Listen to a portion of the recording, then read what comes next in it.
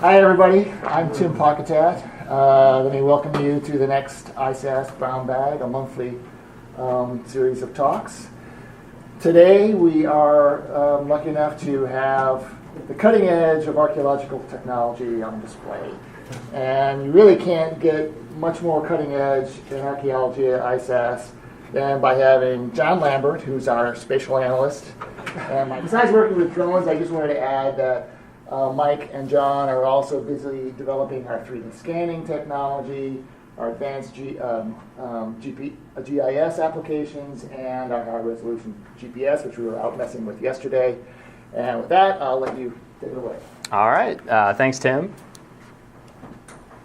So I want to talk about something a little bit different kind of than your standard archaeology brown bag. So we've been lucky enough at ISAS recently to get access to a drone. So we've been doing some really cool stuff with that. And the use of drones in archaeology is actually really a fairly recent development. I mean, people have been using drones for quite a while, but it isn't really until the last few years that drones have gotten affordable enough, small enough, and have kind of onboard GPS, high-resolution cameras, stuff like that. So some of the main sorts of applications I want to talk about today, obviously aerial photography, aerial video, those are kind of no-brainers. But the big one, at least for us, when we want to go out and document sites and landforms, is photogrammetry. So I'll talk about kind of how that works and the sorts of data that we collect. But the basic idea is that you take overlapping photos and we get very fine-scale topographic and elevation data. And then other things, just like documenting sites, taking sorts of overview photos and unit photos, landscape scale things that are really difficult to capture in other ways. You're too close, precariously perched on top of a ladder, and you're way too high in a plane. So drones are kind of a really nice middle point. Okay, photogrammetry is really, you've seen a big proliferation of it in the last few years, but it's actually a really old concept. Da Vinci was more of an idea guy. He kind of came up with the concept of photogrammetry and taking measurements from images. And really as early as the 1600s, mathematicians had already worked out some of the geometric problems with perspective, dealing with, image projection, things like that. And it was actually as early as the 1840s, you had people actually implementing photogrammetry. I think daguerreotypes were actually invented in 1839, and it was basically a year later people were already using them to do photogrammetry. Just a few years after that, you had people sending up kites and balloons and using this for documentation of actual, landscapes from the air. But like I said, it's really not until recently, and you've seen access to affordable, really high quality drones, that this has become really common in archaeology.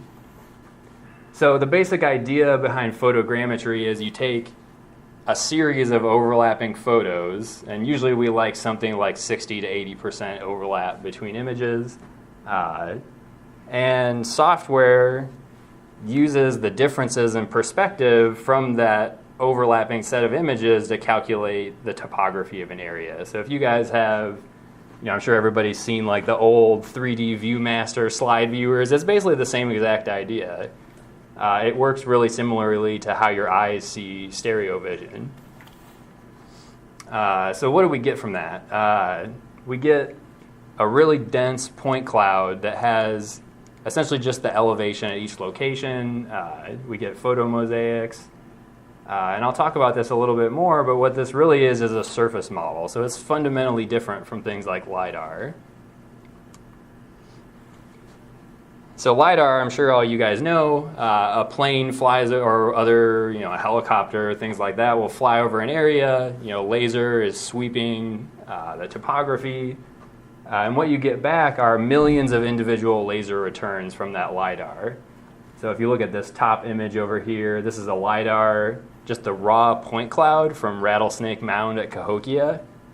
So you can see you get everything. You get the ground surface, but also, and here's the mound, but this yellow and this white and the white back here, that's all vegetation. It's trees and bushes and all sorts of other things.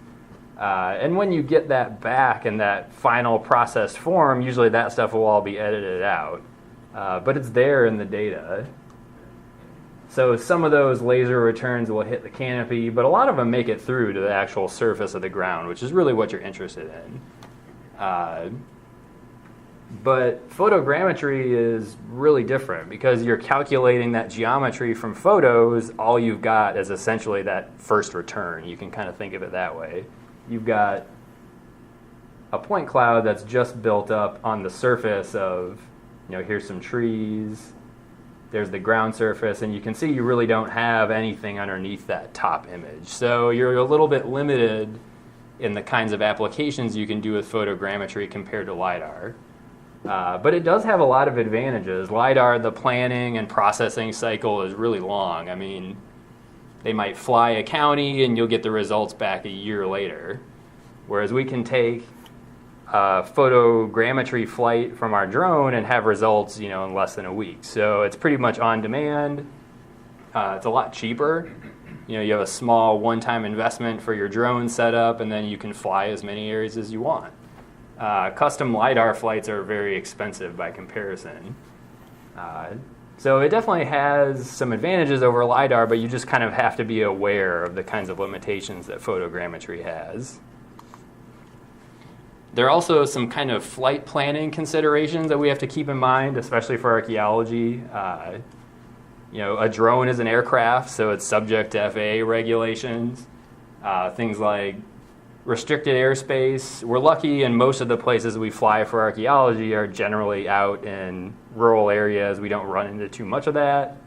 But, say like the St. Louis area or up by Chicago, you've got a lot of areas where you have to apply for FAA waivers to fly in those places. We're generally limited to 400 feet above ground level, which we're usually flying at like 250 or 300, so that's not that much of an issue.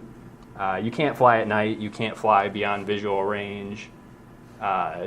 And then there's lots of like local ordinances. So for example, you can't fly drones in Champaign and Urbana parks. And also all national parks, drone flying is generally prohibited. And you can usually get waivers of those sorts of things, but it just kind of adds time to the planning cycle. And then because photogrammetry is really sensitive to vegetation, it's good to try and go out and fly areas as early in the season as you can. So go out, late winter, early spring before you get leaf out and the canopy is covering areas, or, before your bean field is like really, really heavily vegetated. Okay, so this is our drone. It's the DJI Phantom 4. It's pretty cool. It's got the neat factor, definitely. But the things that we really care about for photogrammetry, it has a really high quality camera. And this global shutter is actually really important. A lot of cameras have what's called a rolling shutter, where it will open the aperture kind of slides open. And so different parts of the image actually get exposed at slightly different times, which usually isn't a problem if you're sitting there taking pictures, but if you're taking pictures from a moving drone and trying to measure space, that means different parts of your image actually have different amounts of, warp and skew, and it really kind of messes with your results. It does have onboard GPS, but it's not the sorts of like high precision GPS you would get with like a survey grade equipment. It's better than your phone, but not by a ton. It is very useful just to kind of roughly situate the photos that you get in space. It has optical avoidance, which is great. It protects itself from us. It really will not let you fly into anything. If you fly usually within like 5 feet of something, it will stop. It won't get any closer. Does it embed the GPS into the photo? Yeah, it does. And that's something it's been around for a little while, but it's a relatively recent development. It makes it a lot easier to process the images. Previously, what you had to do, you would get GPS coordinates, and then you'd have like a numbered table basically, and you'd have to like associate the coordinates with each image a little bit more manually. So this is much, much nicer. Yeah, it just embeds it in the EXIF data for the photo. But it won't embed it if it doesn't have a signal. Yeah, which we haven't ever had issues with that. I mean, I could see there are people that do things like fly inside factories to take, images of things. I mean, you might have an issue there, but for the kinds of places we're usually working, like out in open fields, it's never been a problem.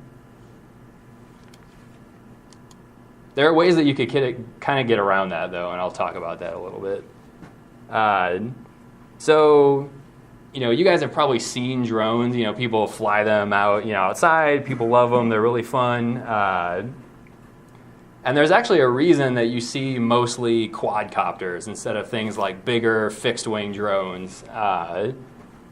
They're just, in terms of like price and payload and a lot of the capabilities, quadcopters and octocopters and all sorts of things, they're just a lot more flexible. They're a lot more maneuverable. They're better for flying small areas. Fixed-wing drones have the advantage if you have to fly a really large area and do long flights. That's where you would want a fixed-wing drone. So they're a little bit more common in like large-scale agricultural sorts of surveys. But for the relatively small areas that we're flying, a fixed-wing drone, you have to fly, way out past your area to, make each one of your turns on different legs. So they're not very practical for the sorts of things that we do. You can fly, quadcopters and rotor drones in much tighter spaces. The one thing, I guess, also that fixed-wing drones have over the rotor-type drones is they don't fail as spectacularly when they fail. If you lose power during a flight, you can glide, do, landing, but, go to YouTube. You'll see some very sad videos of things that have happened to people's quadcopters. If your battery runs out, you're toast. But luckily, a lot of drones now, like the Phantom, they have auto return to home sorts of things. So if you get to like 20% battery, it'll automatically come back and land. So again, it protects itself from us. Flight on your battery. What's the flight time? Yeah.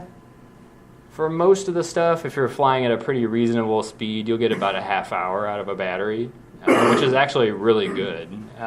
Most drones people use for photogrammetry are more around like 20, 25 minutes. So it's actually a pretty good, we've been really happy with the battery life on it.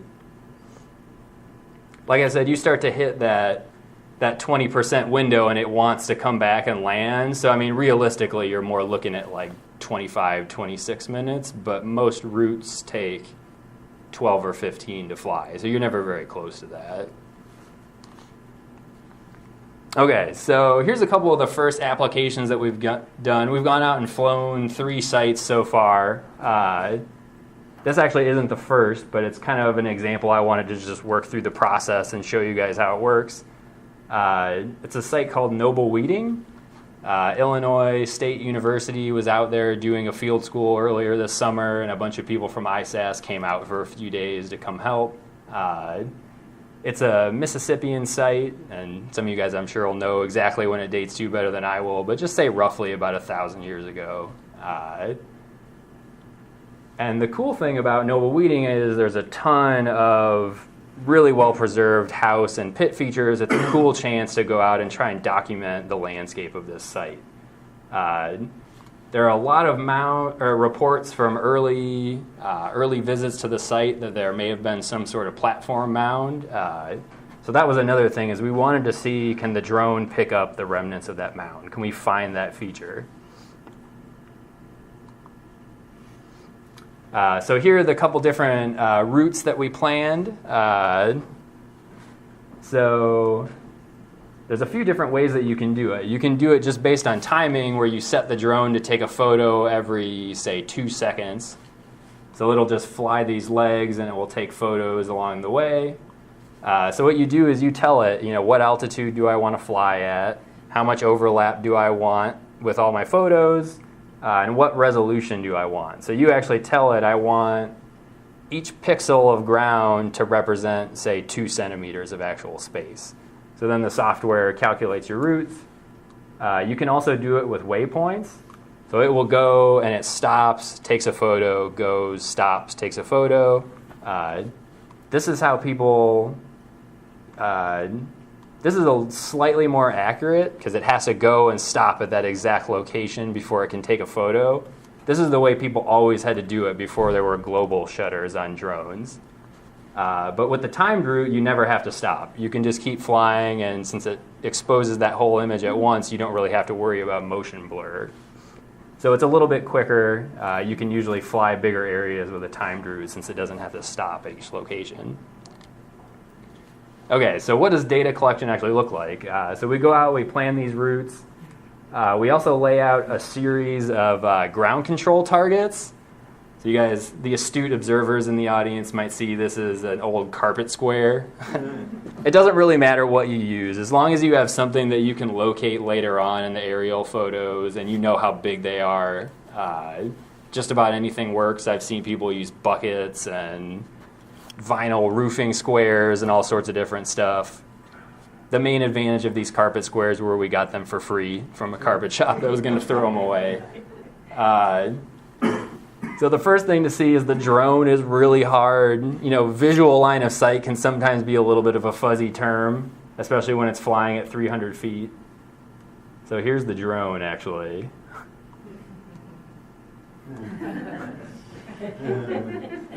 So it's pretty tough to pick out when it's out there flying. But like I said, the good thing is, you know, we have these routes planned out ahead of time. We know exactly where the drone is going to be. It has all the crash avoidance type things. It has GPS. We can see where it's located. So for a field about the size of Noble Weeding, I think this route took about 15 minutes to fly. And actually, these ground control targets are another way to kind of answer your question, too, about embedded GPS. If you didn't have embedded GPS, you'd want to lay out a lot of ground control targets. So you make sure you number them or something like that, and then you can georeference all your images with the ground control targets. Usually we only lay out like 4 or 5, and it helps tighten up that spatial resolution on the GPS. So yeah, there's the drone, tiny dot. Okay, so this is what you get back. It kind of looks like a mess, but just to kind of train your eye on what we're looking at, each one of these overlapping green boxes is the outline of a photo. So what the software does is it aligns all your photos. It basically puts the center of each one at its GPS location, and then it'll ortho-rectify those photos. So what that means is it removes all the effect of perspective and warp that you get from motion. Maybe the photo wasn't taken straight down, although it usually is with the drone. So then you align all the photos. These red dots are our ground control targets that we laid out at Noble Weeding, and then you refine the location of your photogrammetry with those. So you'll tell it this location in the photo is this ground control target. And we'll go out there and we'll GPS these with our survey grade GPS, which is accurate to usually less than a centimeter. So you get pretty tight resolution on your final product. Okay, so this is kind of what some of this stuff looks like. You know, from the level of the site, you're like, okay, yeah, that aerial photo looks pretty good. But you really see the difference with, you know, a drone-based aerial mosaic versus a plane when you zoom in. You know, it's kind of like putting your glasses on. So for the level of things that we're interested in for archaeology, this is a big step up from the kinds of traditional aerial photos that are available. We can see, you know, surface features much better with these kinds of aerials. So just to give you another example, here's some of the elevation data from Noble Weeding. So most of the main area of the site is kind of up here. You can see there's this kind of ridge running south from the site. And unfortunately, we weren't able to relocate that mound. Most of the reports put it, you know, kind of somewhere out here. And it just really doesn't show up, which is not that surprising. A lot of old mounds have been plowed for decades and decades and decades, and there's just not much left on the surface.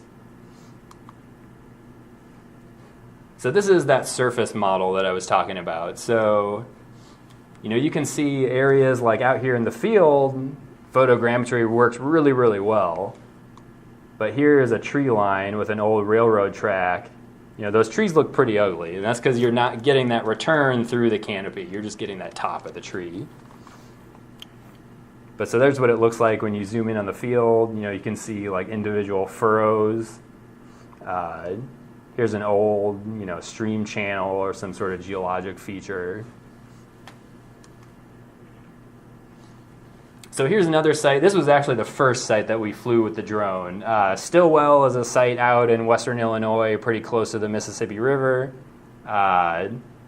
It's definitely one of the oldest excavated sites in Illinois. Say more in the neighborhood of like 8,000 to 9,000 years old. And it's sitting on top of this colluvial fan that is right at a break in a big bluff line. And Stillwell has been, I think, excavated in the 60s originally. So people have known about it for a while, but it's in an IDOT right away. It could potentially be affected by, ditch clean out and things like that. So we went back this year to kind of relocate the site, see if we could get some better dating on it. It's an important site in terms of Illinois prehistory because it has things like the earliest documented dog burial in North America, or the oldest turkey call that's ever been documented. So there's some really cool things about Stillwell that make it worth going back to. You can see I was very nervous about that power line there. Kind of peeking to the side to make sure I wasn't going to run into it. So here's the site setting. This is the drone-based aerial photo. Here's the bluff line. And it's kind of hard to see from this view, but the site's sitting on this little break in the bluff, and you've got this fan that's coming down out of it. So here's the route that we flew. We didn't have those pretty snazzy carpet squares yet, so we used big 5-gallon buckets, and that actually worked pretty well. So here's the hill-shaded surface model. And you can do some kind of neat things like take that elevation data and do 3D views of it. There's not a lot to see at Stillwell because it's pretty much all just a buried site. But here you can see a little better that fan that's coming down. Here's the bluff line that extends up from the site. Most of the site's right in here, and it probably extends up into this fan a little ways. But you can see trees look a little goofy. So again, I know I keep kind of harping on this, but you always kind of have to be aware of your setting and sort of plan accordingly. The earlier in the season you can do it, the better. And definitely one thing that we learned from Stillwell is it's better to do these drone flights before we do excavation at a site because you have things like trucks sitting around. That'll show up in your elevation model, and there's really no way to edit those out with photogrammetry. But you can see, like, here's the side view mirror and the windshield and the hood. Here are tire tracks from a tractor that drove out into the field earlier. The resolution on this is fantastic. So, we were really happy with the results in that respect. So here's the actual site area. So just to kind of show you why we'd like to do these kinds of flights before we actually go out and excavate, there's a screen. That square, there's another screen. That's a guy named Jim. Who didn't move very much, apparently, when the drone went over top of him. There's somebody else standing in the road. There's a pile of backpacks and equipment and stuff. So it just makes your results cleaner if you don't have that stuff sitting out there in the surface. But not a big deal. We're just kind of getting things figured out at that point. So the third site that we flew the drone at so far is a site called Fandel. It's kind of over by Peoria. It's another Mississippian site. It's sitting in the floodplain of this seasonal drainage. And there's actually 3 extant mounds at the site. So it's a really good chance to go fly the drone in an area where we know there are surface features that it should pick up. There's always kind of been, you always have the question, are there more drones out there, or more mounds out there? We know about 3. Let's see if there's more. So here's Mound 1, just to kind of give you a little bit of an idea of the sorts of overview photos that you could take. I think this is actually one of the things that people maybe don't think about with the drone. It's really hard to take these kinds of overview photos of mounds and features. You have people like precariously perched on ladders, leaning over the edge of excavation units. So this is at 300 feet above that excavation block, and this was flown about 10 feet above the excavation block. Just kind of hard to see in this photo, but they were just catching the edge of... Did they decide that was a house by the end? Oh, yeah. Yeah, so, kind of a cool chance to document that. So here's our route at Fandel. Mound 1 is really easy to pick out. It actually has a historic cemetery on the top of it. So you can see it. It's never been plowed or mowed or anything like that. There's a fence line around it that I think is somewhat artificially kind of accentuated that square shape. But even with the drone-based aerial photos, it's really hard to pick out those other mounds. They're very, very subtle kinds of features. So there's the hillshade. Mound 1 pops out really nicely. But even if you zoom way in, it's pretty tough to pick out these other mounds. But the good thing is, everybody's used to looking at topo maps with contour lines. Those really will help you kind of like edit out some of the noise, and your eye can see what you really want to look at.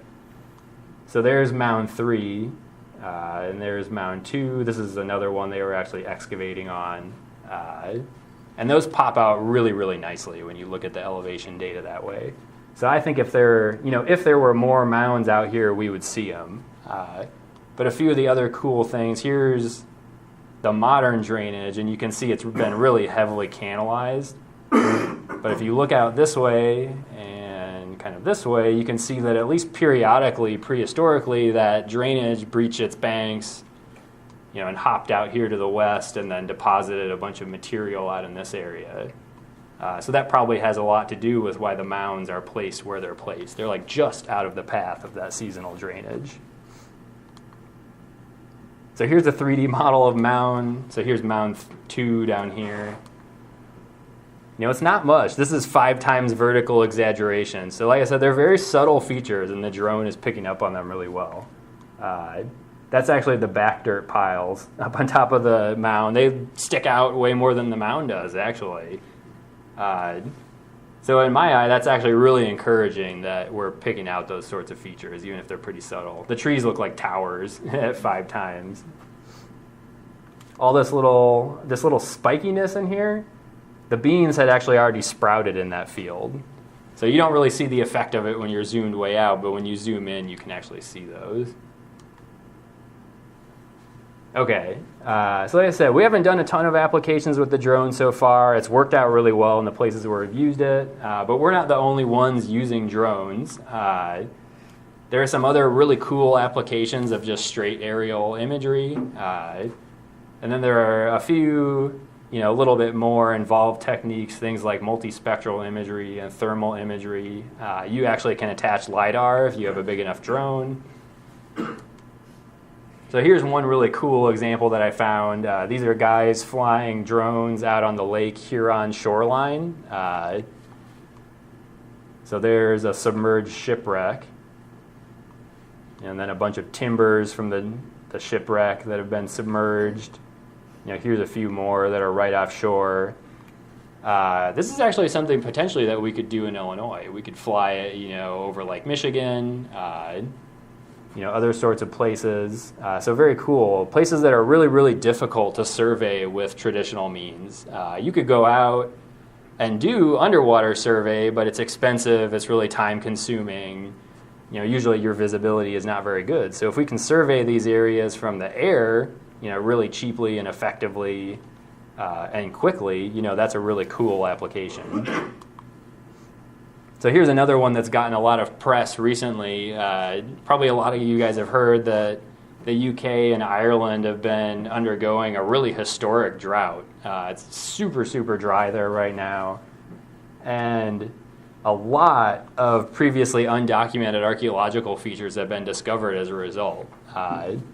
Buried features, whether they're pits or wall structures or things like that, they create really subtle differences in soil moisture. And so at least in this one, you've got this round henge, and the places where you've got these buried features are a little bit moister, and the crops really stick out because they're a little bit greener. So usually you can't see these kind of differences, though. Like I said, it really has to take a historic drought to see this kind of thing because it's really subtle differences. But again, a ton of Illinois is under agriculture, so this is potentially something that would work for us as well.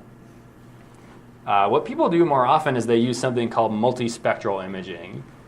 So what it does is it usually has a sensor it's actually taking kind of a series of connected images all at once that it breaks the spectrum of light up into a couple different bands. So usually it's 2 to 5. Some of them do a few more. You'll usually have 3 bands in your visible light and then something like infrared or near infrared. And you take those different images and you combine them using a number of different indices. But it's using that same concept that depending on what you have buried underneath that place, things like archaeological walls or pit features, plants are going to grow more or less in those areas. And you can pick those differences out in the photos. So here's just kind of a comparison. This is a multispectral image that was flown in the UK with a drone. So here's this square sort of feature, maybe something coming off the bottom here.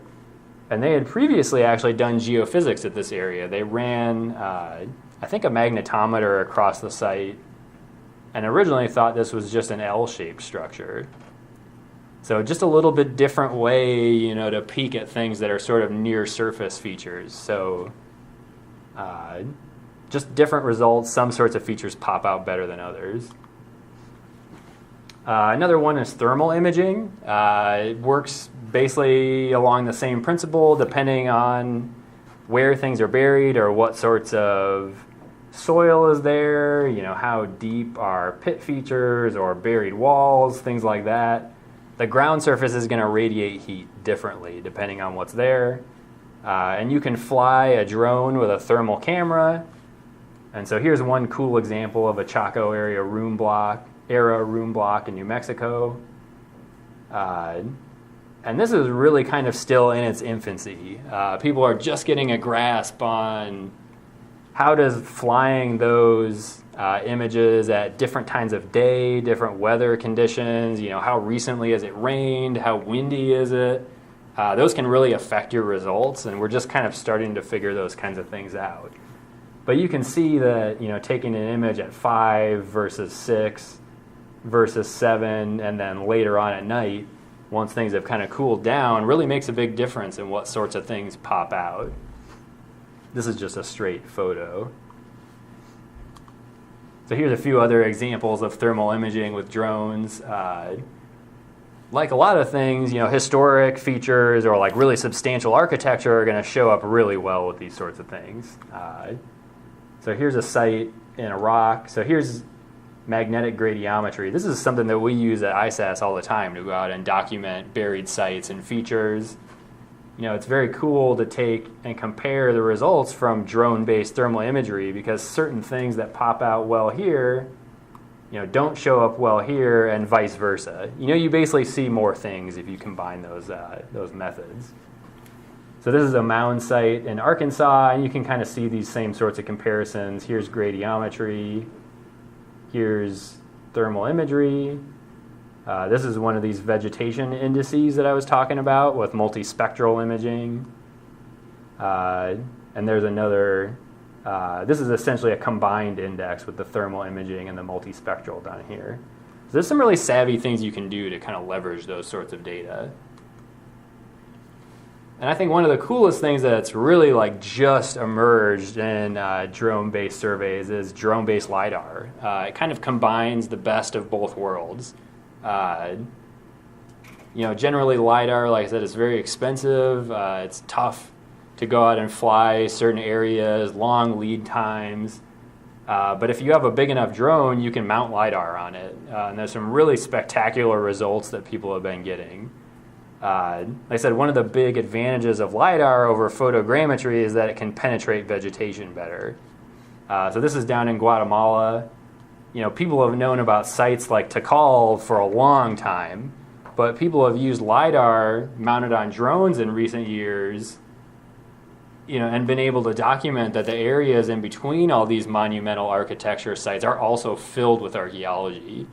There are wall structures and, anthropogenically modified fields and all sorts of things that we just didn't know about before that we could use this sorts of stuff. So this sort of thing has a ton of potential for Illinois. Think about sites like Cahokia. We know about a lot of the mounds at Cahokia. They've been documented for over 100 years. But it's only in recent decades that we've started to figure out that the areas in between big mound centers like Cahokia, East St. Louis, they're filled with sites as well that are contemporary. So, sort of think about the potential of flying LiDAR with a drone over some of those smaller areas. Okay. So just to kind of sum up, I really think that drones have a ton of potential in archaeology. We've really just started to tap into this. They're very cost effective. The results are spectacular. When you compare the resolution of the point clouds we get with photogrammetry to the LiDAR that's publicly available, we actually have about 10 times more density with our points. So really accurate, really high resolution. It does have some additional planning considerations. You've got to think about vegetation and airspace restrictions. But at least so far, results from places like Fandel say that we can get great results. We can document, things like mounds and other surface and near-surface features. And emerging applications are really just starting to come out, things like thermal imaging and multispectral imaging. All right, so thank you.